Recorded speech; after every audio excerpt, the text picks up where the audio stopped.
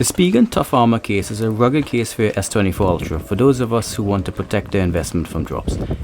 It is well built, and even though it makes an already big phone even bigger, it definitely offers a lot of protection. So let's take a look at it now. I only got to play with this case for a few days, but on one of those days I got to take it for a walk in the countryside, which is where I did most of the B-roll for this review.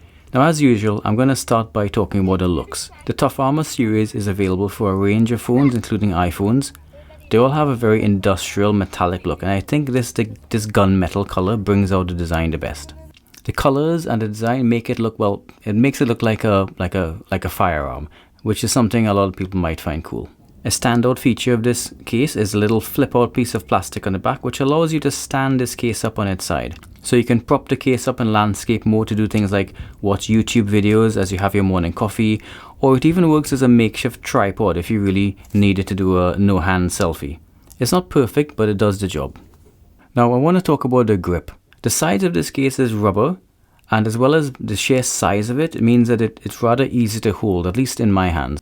Now, if you have small hands and you can't get your hand comfortably around the phone, well then that might be different.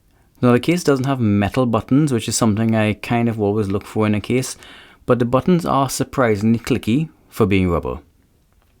Let's take a listen.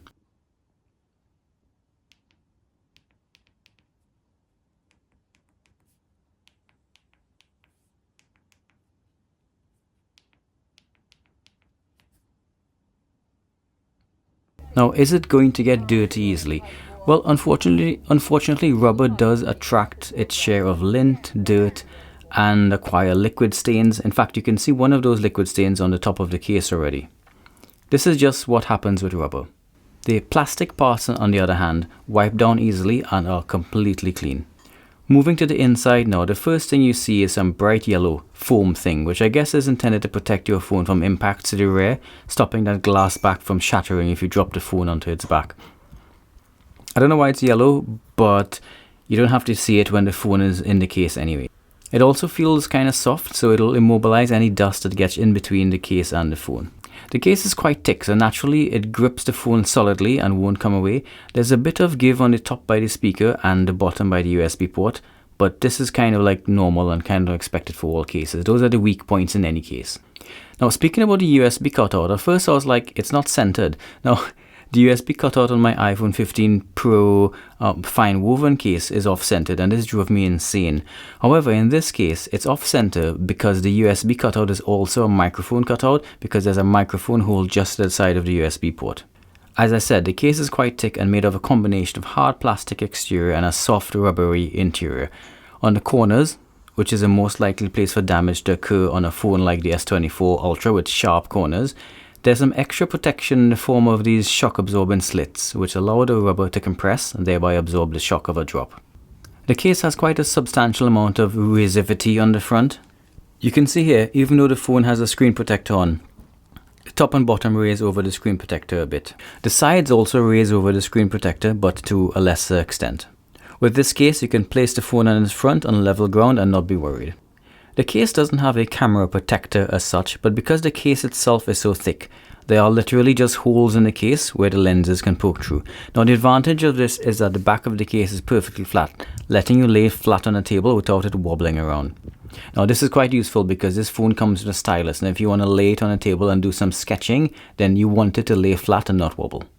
As with the front, there is a lot of resivity over the rear cameras, and I don't think they're going to get damaged in this case. Now, you might be thinking, why am I testing MagSafe on a Samsung phone? But ever since I got my iPhone 15 Pro, I have realized just how convenient MagSafe is. And there are now cases for Samsung phones which incorporate MagSafe and make Samsung phones MagSafe compatible. In fact, there's a version of this case which includes the MagSafe magnets.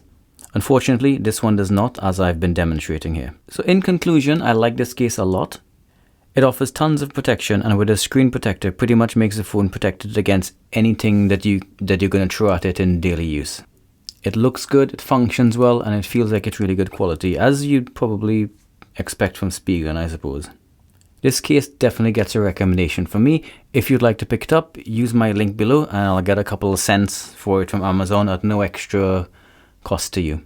So thanks for watching. If you like the content and want to see more, by all means like and subscribe. That's actually the best way to support me right now as well. Remember, this video is not sponsored. I literally borrowed it from my friend who owns this phone for a couple of days to do this review. Lastly, check out vinesography.com where I have a couple of pictures for sale. It's not much. You can get it on some mugs and mouse pads and stuff if you want. So until next time, see you.